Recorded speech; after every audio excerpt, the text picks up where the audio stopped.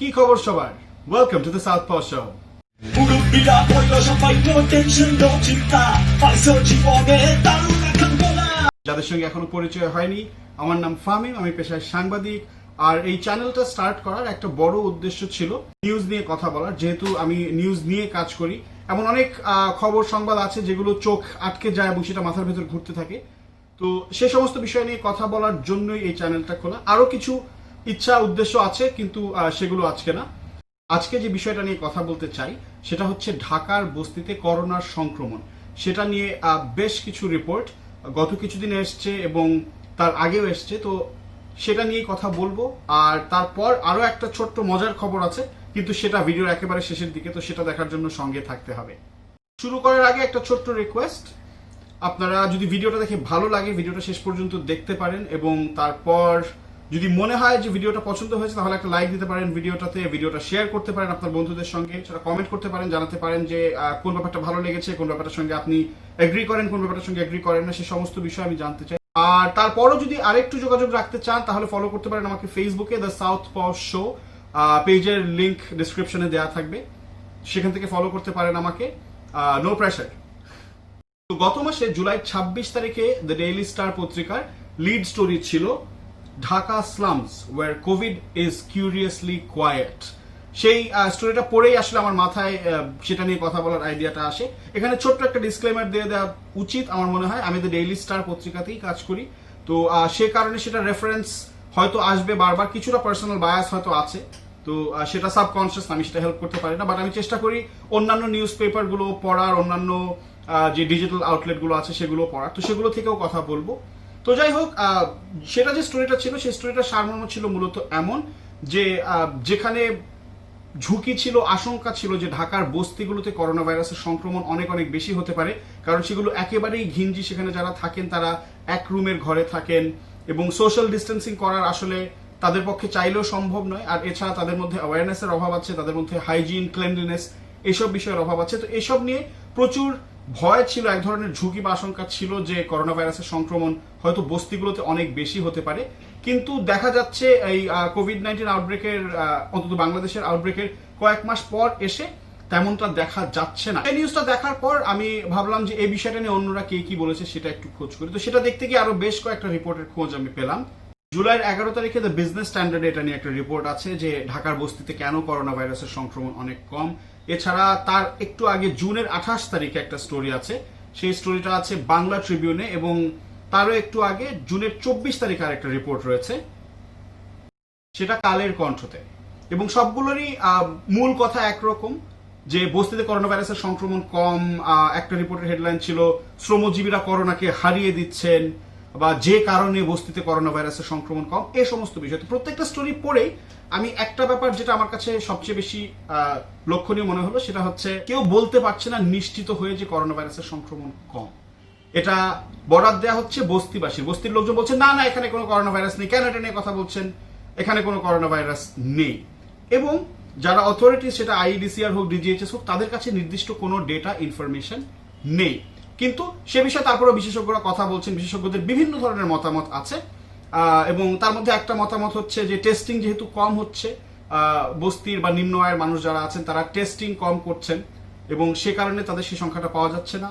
অনেকে বলছেন যে তাদের রোগ প্রতিরোধ ক্ষমতা অন্যদের তুলনায় বেশি, সে কারণে তাদের মধ্যে সংক্রমণ কম। আরেকটা থিওরি হচ্ছে যে যারা নিম্ন আয়ের যারা মানুষ তারা অনেকেই খোলা বাতাসে, ওপেন স্পেসে কাজ করেন, ক্লোজ স্পেসে কাজ করেন না, সে কারণে। আবার একজন স্পেশালিস্ট, একজন এক্সপার্ট বলছেন যে এক ধরনের ক্রস ইমিউনিটি হয়তো ডেভেলপ করেছে এই বস্তিগুলোতে। এই ধরনের বিভিন্ন থিওরি আছে, কিন্তু নিশ্চিত হয়ে কোথাও বলা যাচ্ছে না যে সংক্রমণ কম কিনা। এবং তার কারণ হচ্ছে এই বেশ কয়েকটা রিপোর্টেই এরকম উল্লেখ আছে যে বিভিন্ন ফার্মাসি দোকানগুলো যেগুলো আছে সে বস্তির আশেপাশে, সেসব জায়গায় জ্বরের ওষুধ বা ঠান্ডার ওষুধ সেগুলো বিক্রি হচ্ছে। এবং এমন উল্লেখ আছে রিপোর্টগুলোর মধ্যে, যেমন ডেইলি স্টারের রিপোর্টটাতে আছে যে অসুস্থ হয়ে গেছেন, জ্বরে পড়েছেন, তারপরে তারা পরীক্ষা করাতে যাননি। এটার পিছনে কারণটা কি, সেই কারণটাও বেশ কয়েকটা রিপোর্টে লেখা আছে। যে একটা হচ্ছে ল্যাক অফ অ্যাওয়ারনেস। আমি যখন একটু পেছন দিকে গেলাম যে রিস্কের ব্যাপারগুলো কি, সেটা নিয়ে রিপোর্ট হয়েছিল, দ্য ডেইলি স্টারের রিপোর্ট হয়েছিল মার্চের 19 তারিখে। তারপর 20 মার্চ ঢাকা ট্রিবিউন, তারপর ইউএনবিতে রিপোর্ট করা হয়েছে, বিজনেস স্ট্যান্ডার্ডে রিপোর্ট করা হয়েছে। সেই সবগুলো জায়গাতে কথা বলা ছিল। ইত্তেফাকে একটা রিপোর্ট এসেছিল সম্ভবত মে মাসে। সমস্ত লিঙ্কগুলো যেখান থেকে আমি ইনফরমেশনগুলো পেয়েছি সেই লিঙ্কগুলো একত্র করে আমি রেখে দেবো, যেন সেগুলো সব আপনারা অ্যাক্সেস করতে পারেন। যে ঝুঁকির যে বিষয়টা ছিল তার মধ্যে বেশ কিছু বড় কারণ ছিল। একটা কারণ হচ্ছে যে তাদের ল্যাক অফ অ্যাওয়ারনেস। অনেকে জানতোই না যখন করোনা ভাইরাস এসছে, প্রথম আউটব্রেক শুরু হয়। যেমন একটা এক্সাম্পল আছে, একজন বস্তিবাসী বলেছিলেন যে আমি শুনেছি এটা করল্লা থেকে হয়, এটা করল্লা ভাইরাস, সেজন্য সে করল্লা খাওয়া বন্ধ করে দিয়েছে। কেউ বলছে যে টেলিভিশনে দেখেছি যে চাইনিজ লোকজন টিভি বেশি দেখে, সেখান থেকে অসুখ হয়েছে। এই ধরনের প্রচুর মিসকনসেপশন তাদের মধ্যে, কুসংস্কার তাদের মধ্যে ছিল। এছাড়া অনেকে জানাই ছিল না যে ব্যাপারটা কি কেমন। বলছে হ্যাঁ আমরা শুনছি এদিক সেদিকে, আমাদের তো বাসায় টিভি নাই বা আমরা নিউজ পেপার পড়ি না। তারা সেখান থেকে জানতো না। সে অ্যাওয়ারনেসের ক্যাম্পেইনটা শুরু থেকে হয়নি। আরেকটা হচ্ছে তাদের মধ্যে এক ধরনের ধারণা আছে যে এটা বড় লোকের রোগ, এটা গরিবের রোগ না, গরিব মানুষের এসব রোগ হয় না। তারপর যেমন আরো একটা আছে যেটা আসলে নিম্ন আয়ের অনেক মানুষের মধ্যে এই ধরনের মেন্টালিটি আমি দেখেছি। সেটা শুধুমাত্র কোভিড বা কোনো রোগের ক্ষেত্রে না, অনেক ক্ষেত্রেই যে কপালে যা লেখা আছে, আল্লাহ যেটা আমার কপালে রেখেছেন সেটাই হবে, তো এটা নিয়ে আসলে এত চিন্তা করার প্রয়োজন নেই। এবং এখানটাতে আমি তাদেরকে কোনোভাবে ছোট করার জন্য বলছি না। ওই ধরনের একটা সোসাইটিতে যখন মানুষ বেড়ে ওঠে, অনেক কিছুই তার থাকে যে তাকে তার চেয়ে গ্রেটার কোনো শক্তির হাতে তাকে ছেড়ে দিতে হয়। সে জানে যে সেটার উপর তার কোনো নিয়ন্ত্রণ নেই। কিন্তু COVID-19 is not that to a great extent, but যাই হোক, সেটা ডিফারেন্ট আর্গুমেন্ট। কিন্তু এই ধরনের প্রচুর রিউমার ছিল, মিসকনসেপশনস ছিল, আরো মিসকনসেপশনস ছিল, এবং এগুলো সব আমি সেই নিউজ পেপার রিপোর্টগুলো থেকেই বলছি।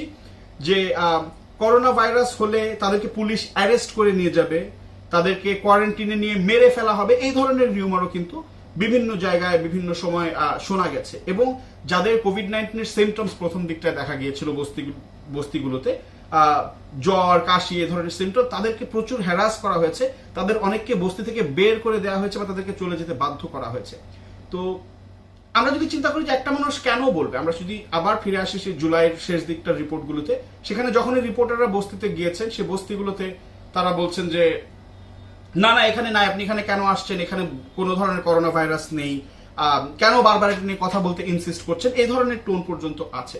এবং এটা খুবই স্বাভাবিক। তারা জানে যে তারা যদি কেউ ধরে নেয় যে এখানে করোনা ভাইরাস আছে, তাহলে তাদেরকে কোনোভাবে অস্ট্রাসাইজ করা হবে, তাদেরকে হয়তো আইসোলেট করে ফেলা হবে। তারা ধারণা করে যে তারা এখন হয়তো বাইরে গিয়ে যেখানে যা কাজকর্ম পাচ্ছে সেটাও তারা করতে পারবে না। এই ধরনের একটা ভয় ভীতি কাজ করে, এবং স্বাভাবিকভাবেই তারা কেউ স্বীকার করছে না, এবং স্বীকার তো না, অ্যাকচুয়ালি ডিনাই করছে। এটা নিয়ে মূল যেটা ব্যাপার, যে অনেকগুলো রিপোর্টে অনেক কথা আছে, এবং হেডলাইনগুলো আসলে বেশ স্ট্রাইকিং, বেশ কয়েকটা হেডলাইনই আছে খুব স্ট্রাইকিং। কিন্তু মোদ্দা কথা হচ্ছে এখানে ডিসাইসিভ বা কনক্লুসিভ কোনো এভিডেন্স নাই। এবং সেটা অনেকে বলছেন, অনেক এক্সপার্টরা বলছেন যেটা বোঝা যাচ্ছে না, এটা নিয়ে গবেষণা করতে হবে, এটা নিয়ে ইনফরমেশন গ্যাদার করতে হবে, ডেটা কালেক্ট করতে হবে, এবং সেই ডেটাটা প্রসেস করলে বোঝা যাবে। এবং সর্বশেষ আমি যেটা দেখছিলাম যে আইডিসিআর সম্ভবত এরকম একটা ডেটা কালেকশনের কাজ তারা শুরু করেছে, এবং সেটা কাজ চলছে, এবং সেটা কিছুদিনের মধ্যেই পাবলিশ হবে, এরকম কোনো কথা।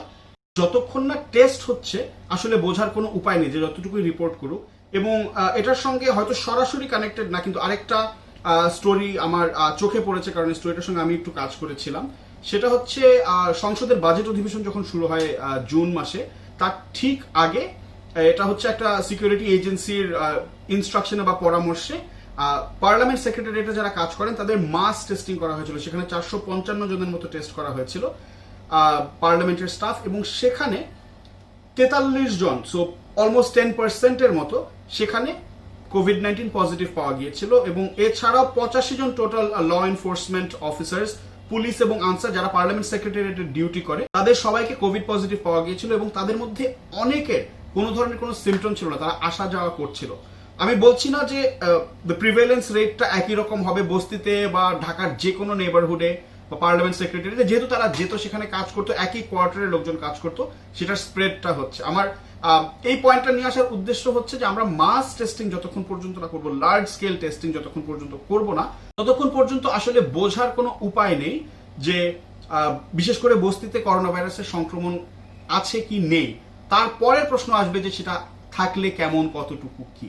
এরপর আসি আরেকটা ইন্টারেস্টিং যে জিনিসটা আমার কাছে চোখে পড়েছে সেটা নিয়ে, সেটা হচ্ছে ইনফরমেশন। এই ব্যাপারটা আমার সবসময় কম বেশি আমি দেখেছি, এবং যেহেতু আমিও একটা নিউজ পেপারে কাজ করি, আমি জানি যে এই দোষ এর বাইরে আমি না, হয়তো এই দোষে আমিও অনেকবার দুষ্ট হয়েছি, তো সেটা স্বীকার করে নিয়ে সেটা মেনে নিয়ে বলছি যে ইনফরমেশনের গ্যাপ কতভাবে একটা নিউজ পেপারে আসতে পারে সেটা নিয়ে। যেমন ঢাকায় বস্তির সংখ্যা কত এবং বস্তিবাসীর সংখ্যা কত সেটা নিয়ে কোনো পরিষ্কার ধারণা যদি সবগুলো রিপোর্টও কেউ পড়ে, কেউ পরিষ্কার পাবে না।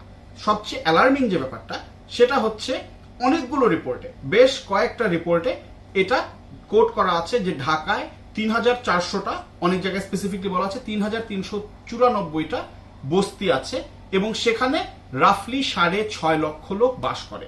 এই ইনফরমেশনটা এই মার্চ, এপ্রিল, জুন, জুলাই এই সময়টার রিপোর্টে অনেকে কোট করেছেন।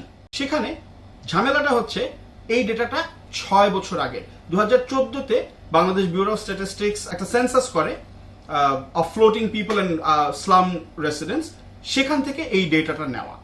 কিন্তু অনেকে এই ডেটাটাকে 2019 অ্যাট্রিবিউট করছে যে 2019-এর ডেটা হিসাবে বলছে। তার কারণ হচ্ছে 2019-এ পার্লামেন্টে আমাদের এলজিডি মিনিস্টার তাজুল ইসলাম তিনি একটা কোয়েশ্চেন আনসারে বলেছিলেন যে ঢাকায় 3,394টা বস্তি আছে, সেখানে 6.5 লক্ষের মতো লোক নর্থ এবং সাউথ মিলিয়ে একটা ডিভিশন করে দেখানো আছে। যেহেতু তিনি 2019-এ বলেছেন, অনেকে সেটাকে 2019-এর ডেটা হিসেবেই দেখাচ্ছে, অলদো এই ডেটাটা 6 বছর আগে। তার মানে এই ডেটাটা একেবারে ইনভ্যালিড, কারণ ঢাকায় পপুলেশনের যে গ্রোথ, স্পেশালি ইসলামগুলোতে পপুলেশনের যে গ্রোথ, সেই অনুযায়ী এই ইনফরমেশনটা কোনোভাবেই ভ্যালিড হওয়ার কথা না। আমরা যদি কমন সেন্স দিয়ে চিন্তা করি, ঢাকায় বলা হয় যে 2 কোটি মানুষের বাস, তার মধ্যে 6.5 লাখ মানে 3% বস্তিতে থাকে, যেটা বিশ্বাসযোগ্য আমার কাছে তো জাস্ট কমন সেন্সে আমার কাছে মনে হয় যে it's not up to proportion. এছাড়াও আরো ইন্টারেস্টিং সব ব্যাপার আছে, অনেক জায়গায় বলা হচ্ছে যে কোন বস্তিতে কত মানুষ আছে, তো এটা নিয়ে ডিফারিং ইনফরমেশন আছে। কড়াইল বস্তি, যেটা ঢাকার এবং সম্ভবত বাংলাদেশেরই সবচেয়ে বড় বস্তি, সেই বস্তিটাকে অনেকগুলো রিপোর্টে সেই বস্তিকে ফোকাস করে করা হয়েছে, কারণ সেটা একটা বড় বস্তি, সো রিপ্রেজেন্টেটিভ হিসেবে বলাই যায়। সেই বস্তির পপুলেশন কোন একটা রিপোর্টে বলা আছে 60,000, কোন একটা রিপোর্টে বলা আছে 4 লক্ষ, যেটা বলা হচ্ছে according to sources the business স্ট্যান্ডার্ডের একটা রিপোর্টে ছিল। এবং অন্যান্য জায়গায় 60,000, 70,000, কোথাও বলা আছে কড়াইল বস্তিতে 1 লক্ষ লোক থাকে। এই ইনফরমেশন গুলো কিন্তু এক্স্যাক্টলি জানা নেই এবং ডিফারেন্ট নিউজ পেপারে ডিফারেন্ট ইনফরমেশন গুলো আছে এবং এটা ভেরিফাই করার আসলে কোনো উপায় নেই। এখন এখানে একটা খুব ইম্পর্টেন্ট কথা আমার বলা প্রয়োজন, সেটা হচ্ছে আমি যে বলছি যে ইনফরমেশনের গ্যাপ আছে, আমি আমাদের লোকাল মিডিয়া আউটলেট গুলোর এক্সাম্পল দিচ্ছি। একটা বড় এক্সাম্পল দিই, বিবিসি বাংলা তাদের যে রিপোর্টটা করেছিল মে মাসে, যে করোনা ভাইরাসের ঝুঁকিতে 6.5 লাখ বস্তিবাসী, তাদের হেডলাইনে ছিল 6.5 লাখ। সেই 6.5 লাখ ডেটাটা কোট করা হচ্ছে 2014 সালের ডেটা থেকে। তো ঢাকার বস্তিতে তার মানে এই মুহূর্তে 2020 সালে 6.5 লক্ষ লোক নাই, তার চেয়ে অনেক বেশি আছে। সো বিবিসি বাংলা, আমাদের বাংলা সার্ভিস বাট বিবিসি, আমরা এক্সপেক্ট করি যে একটা সার্টেন জার্নালিজম স্ট্যান্ডার্ড থাকবে। তাদের হেডলাইনে দিস ইজ স্ট্রেট আপ রং, যে 3400 বস্তিতে 6.5 লক্ষ লোক থাকে, সেটাকে তারা ইন্ট্রো এবং হেডলাইনে রেখেছে, হুইচ ইজ নট কারেক্ট। এই ভুলটা আসলে শুধুমাত্র ছোট পত্রিকা বা বড় পত্রিকা বা লোকাল পত্রিকা করছে সেটা না, এই ধরনের ভুল, এই ধরনের মিস ইনফরমেশন, এটা ইনঅ্যাডভার্টেন্ট। আমি আবার বলে নিচ্ছি, এটা ইনঅ্যাডভার্টেন্ট। এটা হয়তো দোষ অবশ্যই আছে যে ইনফরমেশনটা চেক করার, ক্রস চেক করার, ইনফরমেশনটা আপডেটেড কিনা, কিন্তু আমরা জার্নালিস্টরা অনেক সময় হয়তো সে কাজটা সবাই ঠিক মতো করি না। আমি আবার বলে নিচ্ছি, এই দোষে হয়তো আমিও দুষ্ট, আমি সেটার দায় এড়াতে পারি না। যাই হোক, মিসলিডিং ইনফরমেশনের গল্প যখন বলছিলাম, সেই প্রসঙ্গে আরেকটা বিষয় বলি। একটা নিউজ স্টোরি রিপোর্ট করা হয়েছিল দ্য গার্ডিয়ান ইউকে, সেটাতে বলা হচ্ছে half of Mumbai's slum residents have had corona virus. সেটা শুনলে যে কারো চোখ কিন্তু সরাসরি কপালে উঠে যাওয়ার কথা, তাই না? যে মুম্বাইতে সম্ভবত এই রিজনের সবচেয়ে বড় বস্তিগুলোর একটা আছে, সেটার নাম ধারাভি, আর 50%-এর বেশি কোন একটা শহরের বস্তিবাসীর 50%-এর বেশি করোনা ভাইরাস ছিল। এই ইনফরমেশনটাকে বা এই নিউজটাকে আমি বিভিন্ন জায়গায় দেখেছি, অন্তত 2-1 জায়গায় তো দেখেছি, যে ঢাকার বস্তির রিপোর্টটা একটা কাউন্টার ন্যারেটিভ বা কাউন্টার পয়েন্ট হিসেবে কেউ হয়তো সেটাকে আর্গুমেন্টে উঠাচ্ছেন। তো সেটা দেখতে গিয়ে আমি যেটা দেখলাম, সেই জিনিসটাও মিসলিডিং। তার কারণ হচ্ছে মুম্বাইতে যে স্টাডিটা হয়েছে, সেই স্টাডিটা তাদের সিটি অথরিটির করা, এবং সেখানে টোটাল 7,000-এর মতো লোক তাদেরকে পরীক্ষা করা হয়েছে। 7,000-এর কম মানুষ পুরো শহর থেকে তাদেরকে টেস্ট করা হয়েছে ফর অ্যান্টিবডি, তাদের শরীরে তৈরি হয়েছে কিনা সেখানে। এবং বলা হচ্ছে ওই 7,000-এর মধ্যে যারা বস্তির বাসী ছিল, যারা বস্তির রেসিডেন্ট ছিল, তাদের 57%। তার মানে টোটাল স্লাম রেসিডেন্ট কতজনকে পরীক্ষা করা হচ্ছে সেই ইনফরমেশনটাও কিন্তু এখনো নেই। সেই ইনফরমেশনটা ইনকমপ্লিট। তাদের 57% এবং নন স্লাম রেসিডেন্টদের 16% কোভিড-19 তাদের শরীরে ছিল, সেই অ্যান্টিবডিটা তৈরি হয়েছে। উইচ মিনস পুরো মুম্বাইয়ের রিপ্রেজেন্টেটিভ পিকচার এটা না।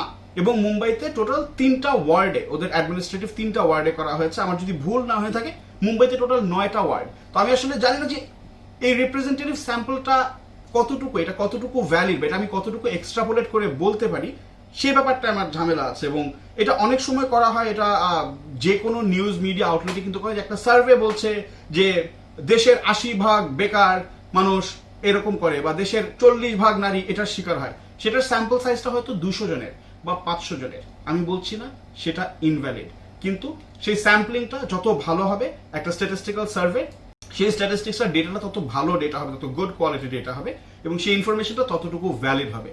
এখন বিএমসির বা মুম্বাইয়ের অথরিটির করা যে সার্ভেটা, এই সার্ভেটার এই ডিটেল, এই ডেটা কোয়ালিটির ব্যাপারে আমরা এখনো জানি না। বাট দ্য গার্ডিয়ান ইটসেলফ তারা বলছে more than half of Mumbai slum residents, মুম্বাইয়ের 40% resident live in slums, lakh lakh লোক বাস করে।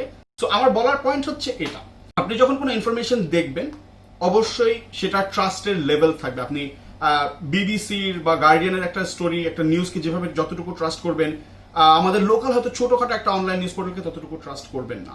সেটা একেবারেই ভ্যালিড, তাদের জার্নালিস্টিক কোয়ালিটি, তাদের রেপুটেশন, তাদের স্ট্যান্ডার্ড সেগুলো অবশ্যই আছে। কিন্তু আমি যেটা বলতে চাচ্ছি যে যদি কোনো নিউজ বা যে কোনো আর্টিকেল, কোনো রিপোর্ট, কোনো ইনভেস্টিগেটিভ রিপোর্ট, স্টোরি, যে কোনো কিছু আপনি দেখেন এবং আপনার কাছে সেটা ইন্টারেস্টিং মনে হয়, সেটা ইন্ট্রিগিং মনে হয়, তাহলে আমার মনে হয় আরেকটু ঘাটাঘাটি করা উচিত। আপনি যদি আরেকটু ঘাটাঘাটি করেন, আপনি দেখতে পাবেন যে পুরো পিকচারটা আসলে হয়তো সেটার মতো না। আর এবার যেমনটা কথা দিয়েছিলাম, তেমন একটা মজার খবর, রগ রগ একটা crime story. As a matter of fact, আমার my favourite crime story from the week. রাশিয়াতে একটা ইউএসএসআর থিম বার থেকে টাকা নিয়ে পালিয়ে যাওয়ার সময় মালিকের হাতে ধরা পড়া একটা ক্রিমিনাল। তো সেই ক্রিমিনালটা হচ্ছে একটা বিড়ালের বাচ্চা, and that video went viral on Instagram. পিচ্ছে একটা বিড়াল, সে টাকা নিয়ে দৌড় দিচ্ছে এবং দৌড় দিতে দিতে সে হাত থেকে ফেলে দিয়েছে। এবং একটু তার ইনস্টাগ্রামটা ঘাটাঘাটি করলে দেখা যায় যে সে বিড়ালের আরো বেশ কিছু ভিডিও আছে। আরেকটা ভিডিও আছে, সে একটা এরকম বড় সুটকেস, সেটার মধ্যে পুরানো টাকা, এবং সেগুলো হচ্ছে সোভিয়েত ইউনিয়নের যে রুবেল ছিল, এটা এখন ডিফাঙ্ক্ট কারেন্সি, সেটার উপর বসে আছে এবং সেটা নিয়ে খেলা করছে। তো এই বিড়ালটা কেন এরকম করে সেটা জানে না তার মালিক, নাদেজভা ভোডোলাশকিয়া, আমি জানি না, probably that's how it's pronounced, I don't know how it is, but সে বলছে যে সে বিড়ালটাকে অ্যাবান্ডন অবস্থায় এনেছিল এবং বিড়ালটাকে সে পুষছে, পালছে, এবং বাড়ির মধ্যেই থাকে বা বাড়ির আশেপাশে তাদের বাসা আছে কোথাও, সেখানে থাকে, এবং সেখান থেকে এই পর্যন্ত নাকি 2বার সে টাকা নিয়ে পালিয়ে যাওয়ার সময় ধরা পড়েছে। gives a whole new meaning to the word cat burglar. যাই হোক, আজকে এটুকুই ছিল। আর ইচ্ছা আছে আগামী সপ্তাহে আবার একটা ভিডিও করার, প্রত্যেক সপ্তাহে একটা এপিসোড অফ দ্য রেকর্ডে নিয়ে আসার আপনাদের সামনে। তো যদি পরের এপিসোডে কি জানতে চান, কি নিয়ে আলাপ করতে চাই, সেরকম কোনো আইডিয়া থাকলে সেটা কমেন্টে আমাকে জানাতে পারেন। আজকে যেটা নিয়ে আলোচনা হলো সেটা কেমন লেগেছে, সেটার সঙ্গে আপনি একমত কি দ্বিমত, সেটা আমাকে জানাতে পারেন কমেন্টে। আর যদি ভিডিওটা ভালো লাগে, আরো একবার বলছি, ভিডিওটা লাইক করতে পারেন, চ্যানেলটা সাবস্ক্রাইব করে রাখতে পারেন, আমাকে ফেসবুকে ফলো করতে পারেন। কথা হবে খুব শীঘ্রই, সে পর্যন্ত ভালো থাকুন, বাই। ওরা তো নয় সেজে আগুনেরই গোলা রে, ওরা তো নয় আখানা ঘুমেরই গোলা।